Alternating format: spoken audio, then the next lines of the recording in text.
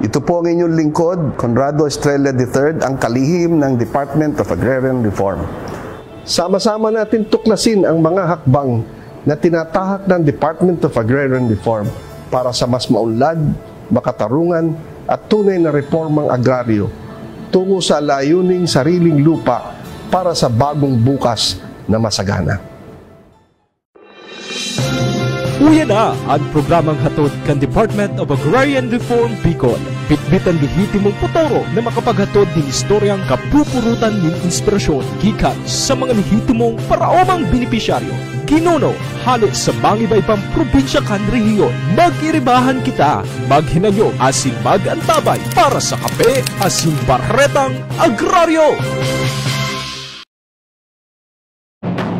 Diyos maray na pagkaga mga kabomba na Diyos maray na pagkaga din sa satuya po tabing mga ka-agraryo. Welcome po digdi sa satuing ika-14 edisyon kan satuyang programa na Kapiasin Baratang Agraryo. Ako giraray, ana sa indo pong mga kaibang lingkod si Bombole Gibara. Ana programang ini atod sa indo kan Department of Agrarian Reform Bicol asin po kan proyektong Splita. Kana kalis na ika-13 edisyon kan satuyang mga programa na kaibantan niyato si Ms. Hazel Miliana ang representante kan Program Beneficiaries Development Division kan Department of Agrarian Reform Provincial Office of Albay.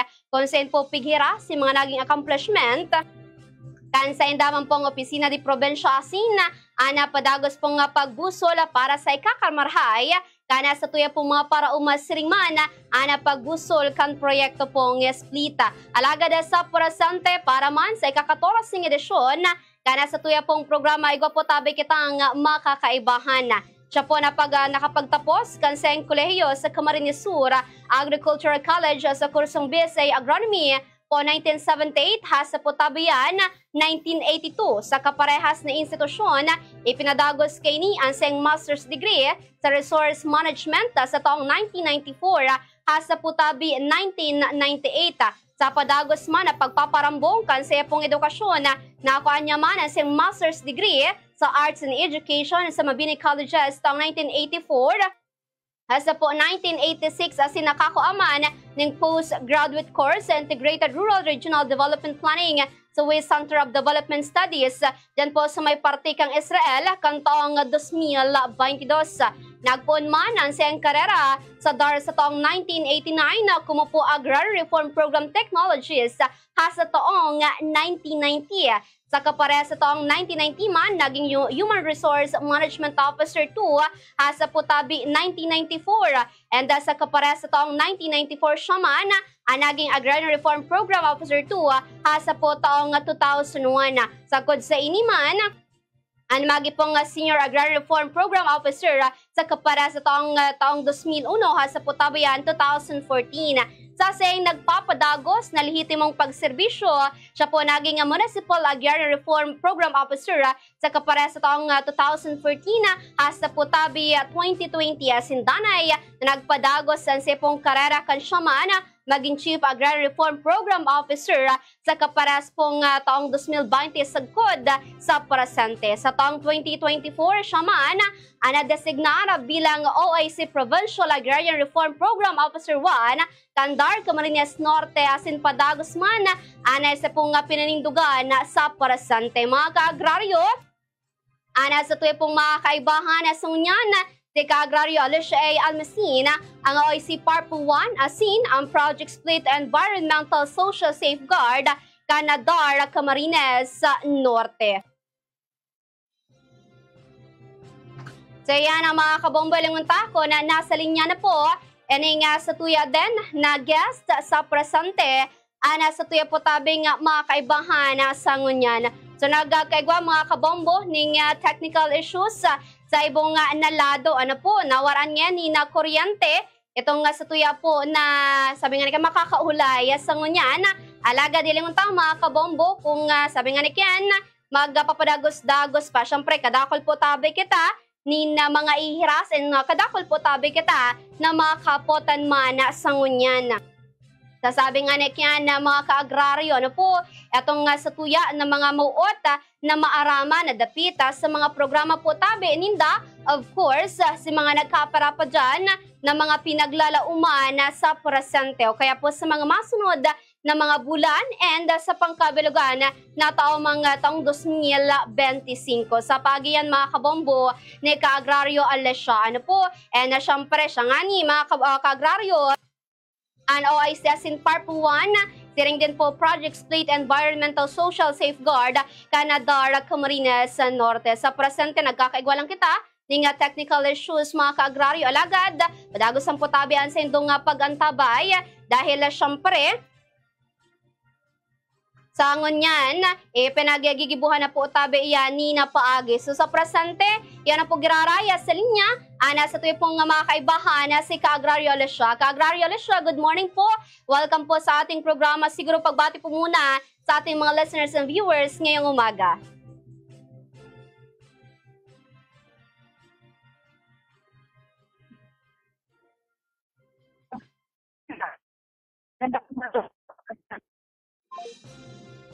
Alright, so talaga nga nagkakaproblema. Ini po nga sa tuyang linya, mga kaagraryo.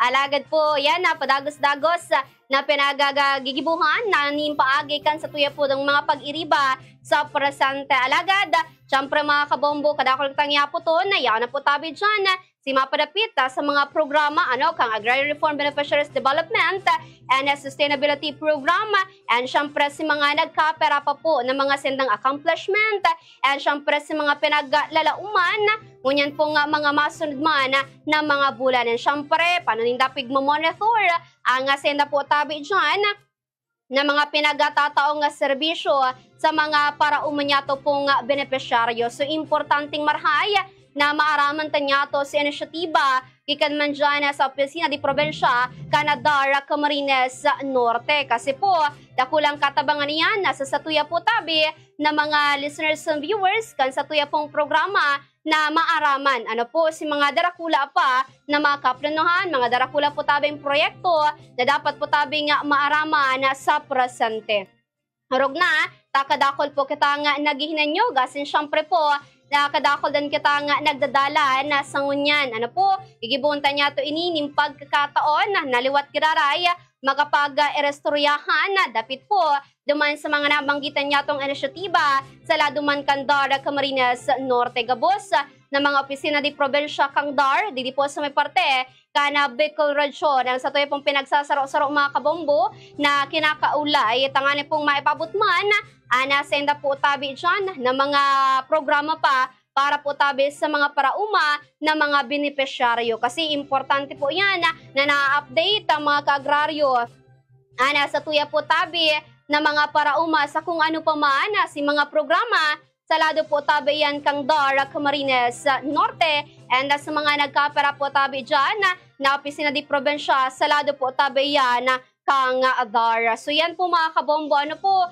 etong sinasabi niya to na importante ini para po tabi sa pagtalubo kan sa tuya din na mga paraumo. So yan mga kaagraryo, yan na po sa linya si Kaagraryo Alessia. Siguro po Kaagraryo Alessia, good morning and welcome po dito sa ating programa. Siguro bilang pong panimula, pagbati po muna sa ating mga listeners and viewers. Go ahead po.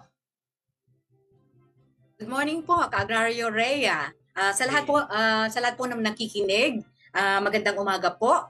At sana po ay may ma-share kami ngayon sa inyo. At sa buo pong mga magsasaka, mahal naming mga magsasaka, magandang umaga po. Alright, so siguro po Kaagraryo Alessia, prosida po tayo sa ating mga katanungan sa ngayon. So para po sa unang katanungan, maaari niyo po bang maibahagi muli kung ano po ang Agrarian Reform Beneficiaries Development and Sustainability Program at ano po ang mga suportang serbisyo ang naihatid dito sa ating mga Agrarian Reform Beneficiaries? Yes po, Ka-Agrario, Rhea. Ang ARBDSP po, Agrarian Reform Beneficiaries Development Sustainability Program, ay ang key program po ng CARP na naglalayong ma-empower or mapalakas po ang ating mga Agrarian Reform Beneficiaries Organizations at matulungan din po ang ating mga Agrarian Reform Beneficiaries na mapaunlad po ang kanilang kabuhayan at ang kanilang komunidad. At dahil kami po sa DAR naniniwala na hindi po sapat na lupa lang, kailangan din po silang mabigyan ng suportang serbisyo at makarating sa kanila yung mga programs and projects na sa pamamagitan ng Program Beneficiaries Development Division po ng DAR. Ano po yung mga serbisyo? Una, kapag natanggap na po ang titulo ng ating mga ARBs, ini-encourage po natin na mga ARBs na ito na sumapi at maging miyembro ng samahan sa kanilang lugar. Or kung wala po, ini-organize po natin sila sapagkat ang mga organizations pong ito ang magiging daluyan ng support services, hindi lang po nanggaling po sa DAR, ganoon na din po sa iba't ibang ahensya ng gobyerno.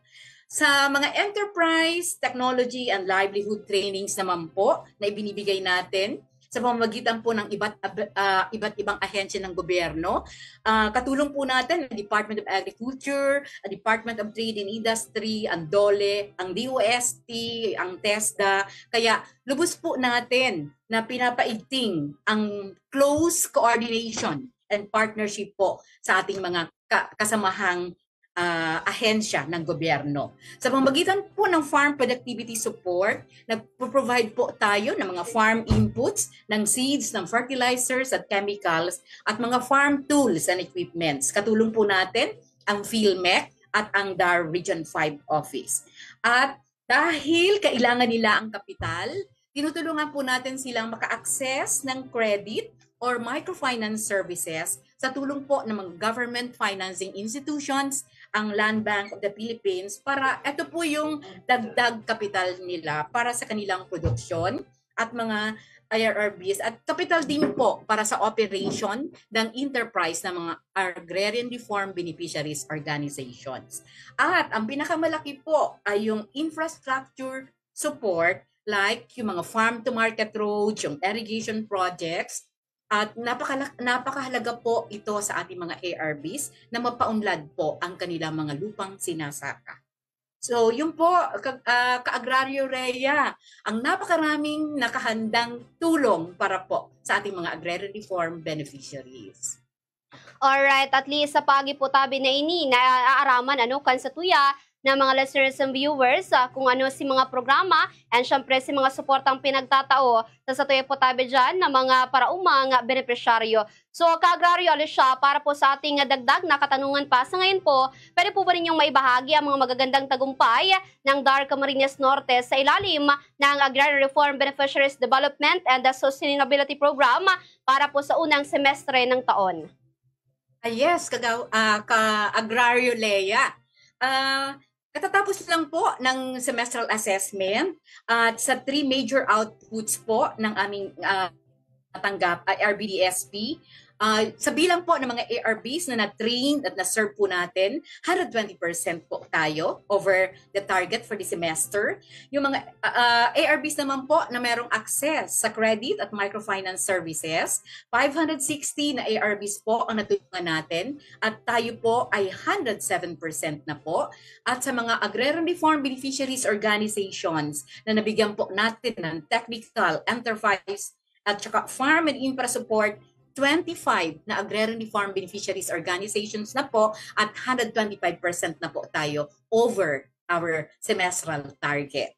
At sa ilalim po ng social infrastructure building, sa kabuuang 70 ARBOs ng probinsya ng Camarines Norte, 54 Agrarian Reform Beneficiaries Organizations po ang nabigyan po natin ng intervention. At under naman po sa Climate Resilient Farm Productivity Support Program, ang mga beneficiaries po natin ay 6 na Agrarian Reform Beneficiaries Organizations na kung saan humigit kumulang by 500 agrarian reform beneficiaries po na nagkakahalaga po ito ng 3.85 million. So yun po, at yun po yung mga farm machineries and mga farm inputs. Under naman po dun sa enterprise development and economic support, 8 agrarian reform beneficiaries organizations na po or 780 ARBs po ang nakinabang sa mga iba't ibang proyekto po, yung village level farm focus enterprise development, yung partnership against hunger and poverty, yung farm business school, and then yung Links Farm projects. So yun po yung masasabi po namin na naging matagumpay kami ngayong semestre. At yun po yung maraming natulungan natin ng mga agrarian reform beneficiaries.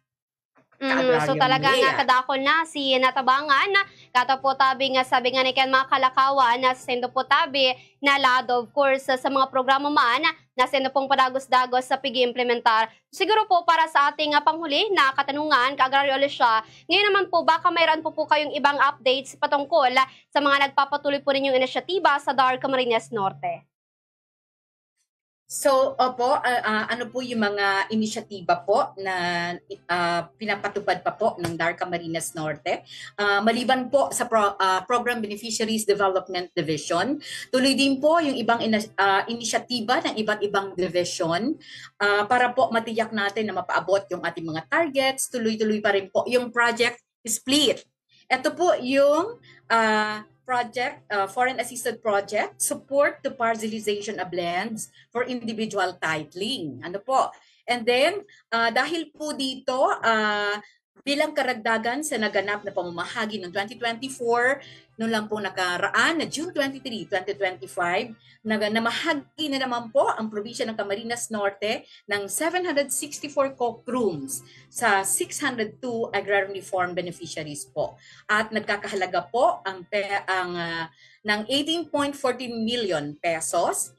At ang sukat po ng mga lupa na na-condone or na-erase na po yung kanilang mga pagkakautang ay 1,223 hectares. So napakalaki po. Maliban po doon, namahagi pa rin po tayo ng 40 electronic titles sa 36 agrarian reform beneficiaries at ito po ay may kabuoang 91 hectares. So yan po yung sama-samang pinagsisumikapan po na makumpleto natin yung mga natitira pa po nating targets upang makamit po natin at makaisakatuparan yung ating pong pinapangarap na sariling lupa para sa magandang bukas na masagana. Alright, so talagang sa paagi kay ini, sa tuyang nahinanyog, si mga nagpapadagos pa ng mga inisyatiba sa Laduman kang DAR Camarines Norte and syempre looking forward si mga para umuman na benepisyaryo sa pagi po ka mga inisyatiba na yan. And syempre po sa pagi kaya na mabalos kaya ka-agraryo Alicia para mientras po muna ninda siyang wawalato na sa ngunyan dahil pa po kitang makakaulay di man po sa laog ka na sa tuya na programa alaga. Just mabalos sa mga nahihiras po na impormasyon ni ka-agraryo Alicia sa presente mga ka-agraryo pero po dyan igwa pa kitang mga kaibahan sa presente. Siya po siya man ang sarong agrarian reform beneficiary sinasaro po sa mga natabangan sa lado po Kandar, Camarines Norte. And syempre sa pagikayan, please welcome po sa lagman kana sa tuyang programa si Ka-Agrario Jaime Pada Jr. Ka-Agrario Jaime, siguro po pagbati po muna sa ating mga listeners and viewers ng ating programa. Marahay na aga po, Ka-Agraryong Leah. At marahay na aga sa gabos ng mga parauma. Alright, tagiraray po, Diyos marahay na pagkaaga, Ka-Agrario Jaime. So siguro po sa kuyaman ng mga kapotan, mula po sa pamilya ng mga magsasaka, paano po ninyo mailalarawan ang naging paglalakbay ninyo bilang isang magsasaka hanggang po sa ngayon? Buhat pa po doon sa aming minuno ay may magsasaka na nung pa pong araw.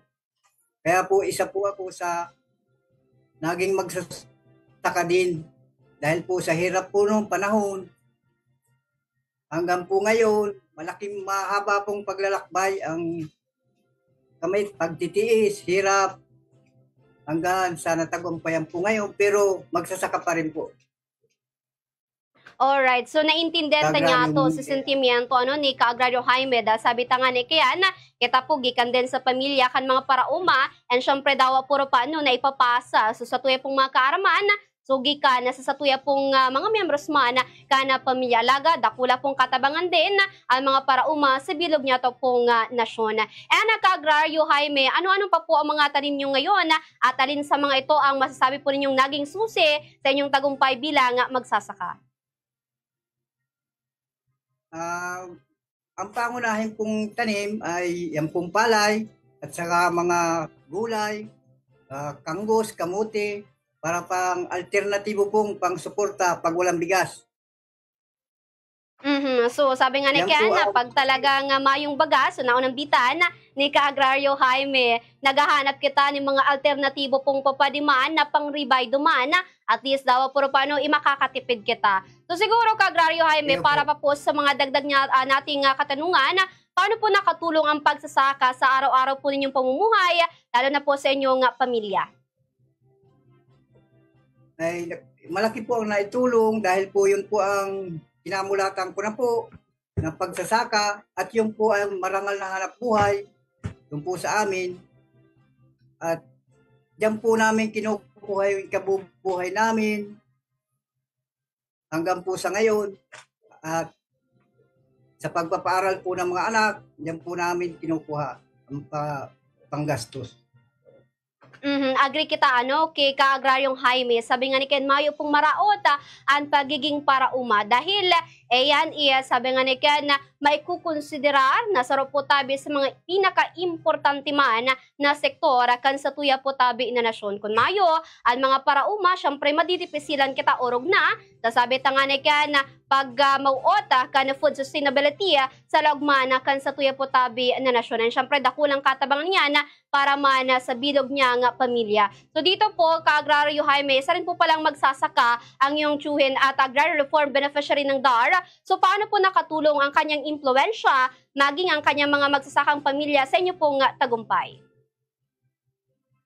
Nakatulong po ang aking tiyuhin sa influensya sa pagsasaka dahil po siya po ay nakapagpatayo ng kanyang matibay na tahanan, nakapagpaaral ng mga anak. Hanggang po ngayon siya po ay nagsasaka. Kaya po siya ay isang inspirasyon po para sa akin. Sa tuya po nga buhay, ego talaga kitang pagkukonsiderar na mga inspirasyon si mga nag-i-inspire sa tuya na maglapigot sa buhay and syempre giraray ito pong pag-abot sa tuya pong mga pangaturugan mana sa buhay. Ano pa mana ang sino pong estado sa presente. Kaagraryo Jaime, ano po yung pinakamalaking hamon na inyo pong naranasan bilang magsasaka at paano po niyo ito nalampasan? Ang pinakamalaking hamon po sa isang magsasaka, pag dinaanan po ng kalamidad, sakuna, init, panahon, doon po kami nahihirapan at doon kami nasusubok kung hanggang saan ang aming tibay bilang magsasaka at ang pananampalataya. Alright, so pag ika talaga para kadakol kita nga na-experiensyahan na mga manlain-lain na angat, mga manlain-lain na problema, nasa tuya po tabing padagos-dagos na kinakampang alagad. Sabi nga ni Ken agihan sa nata, ang mga problema matatapos ang gabos dyan yung po tabing solusyon. So Kaagraryo Jaime, bilang isang benepisyaryo ng reforma sa lupa, kailan po ninyo natanggap ang inyong pong Certificate of Land Ownership Award at ano po ang naging epekto nito sa inyong pong buhay? Noong pong 2008, ko natanggap ang certificate po ng PLOA. Yun po ay, ang epekto po sa akin sa buhay ay lagi po akong masaya, wala nang agam-agam po na mababawi pa ang lupa. At yun po ay sa pamamagitan po ng DAR, ang pagtulong po sa amin. So namamatayan ta niya to. So mauot na ipasabot ni Ka-Agrario Jaime sa Satuya para sa mga listeners and viewers niya to. Kung gaano ba nakatabang, eto pong sa iyang nakwa, no po, gikan man, etong tabang gikan sa DAR, syempre po sa pagpupuon, pagpaparagos-dagos din, kana sa iyang pong pagbuhay sa presente. Sabi nga ni Ken, dakulang kagianan, na mayo po katang masyadong iniisip sa buhay, taurog na ngunyan, na presente po tabing panahon. Ka-Agrario Jaime, sa inyo pong sariling pananaw, paano po talaga nakatulong ang DAR sa inyo pong pag-unlad bilang isang magsasaka? Nakatulong po ang DAR dahil po nabiyayaan po kami ng lupa. Tapos marami pa pong benepisyo ang naibigay sa amin. Nabigyan po kami ng mga tools, harvester para mapagaan po ang pag-harvest. May mga trainings po. Nagkaroon po kami ng samahan, naging cooperative po kami. Nakapagpatayo kami po ng opisina. Dahil po sa suporta ng DAR. So talagang dakulang katabangan, ene pong ahensya kang DAR, digdi po ki Ka-Agrario Jaime, tangane pong maging mauswag, na sayang pagbuhay, kumu sa romana para umasa presente. Sabi tangani, talagang kadakol po ang sendang pinag-iintindi sa presente kadakol na mga problema. Ito pong yaon na sa laduman sa sektor kan agrikultura sa presente. Kaya kay puhan, ito pong tabang gikan po sa mga magkakarigong ahensya sa rin po sa laduman kang DAR. So siguro, Ka-Agrario Jaime, ano po ang inyo pong mensahe para po sa kapwa ninyo magsasaka, lalo na sa mga kabataan na nais pong pasukin ang larangan ng pagsasaka? Ang mensahe ko po sa katulad ko pong mga magsasaka na mga nabiyayaan ng lupa ay pagyamanin nila ang lupa nila dahil yan ay isang marangal na hanap buhay ang pagsasaka at ito po ang kinabuhay nila. Ngayon po ay sarili na nila ang lupa, ay dapat po ipamana nila sa mga anak nila na magbukid din.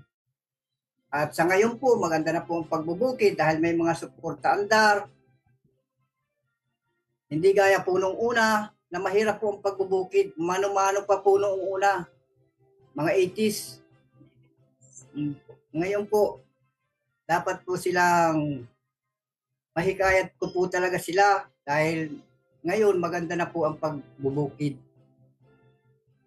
Alright, kung dagdag dyan, Ka-Agrario Jaime, siguro po ibigay ko po ang linya sa inyo para po doon sa mga gusto po ninyong pasalamatan and magpaabot ng mensahe din para po sa ating listeners and viewers, mga Ka-Agrario. Go ahead po.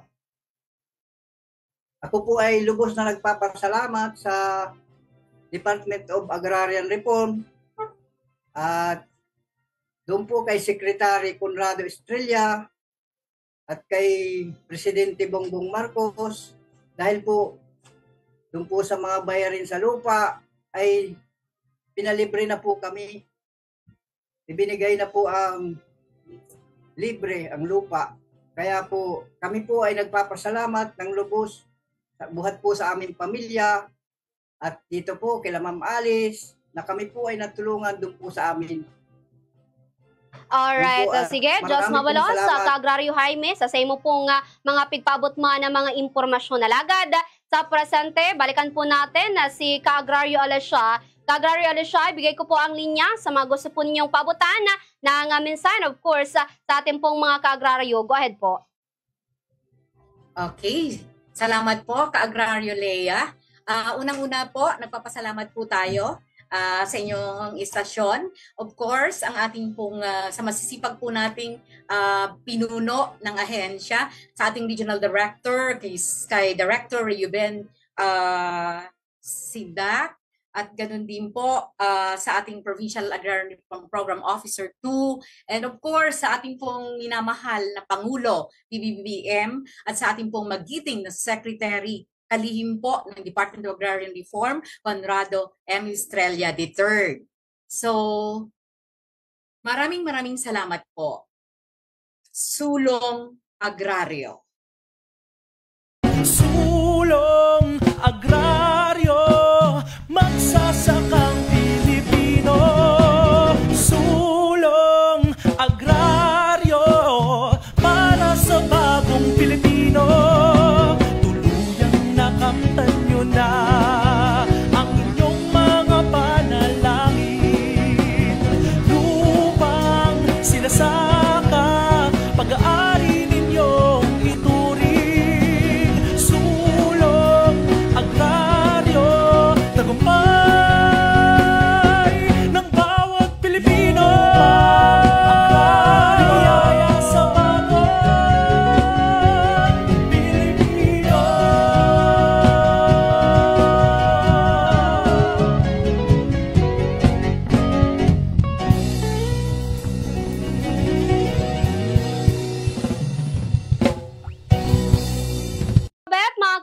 agraryo. Salamat po sa satuya ng mga nakaibang bisita sa Padagos na magantabay sa mga master de edisyon kana sa tuya pong programa na kapiasin baratang agraryo giraray.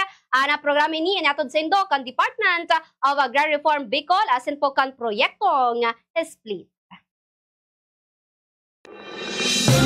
Sa indong nadango, ang naging katiripunan kang mga istorya kapupurutan nin inspirasyon na ginuno ikan sa dedikasyon na makapaghatod nin lihitimong serbisyo publiko.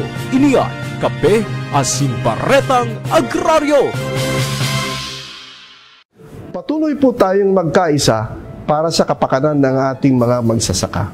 Hanggang sa susunod, muli natin tuklasin ang mga hakbang para sa maunlad, makatarungan at tunay na reformang agraryo tungo sa layuning sariling lupa para sa bagong bukas na masagana. Magtiwala po tayo sa ating mahal na Panginoon. Salamat po sa inyong pagsuporta.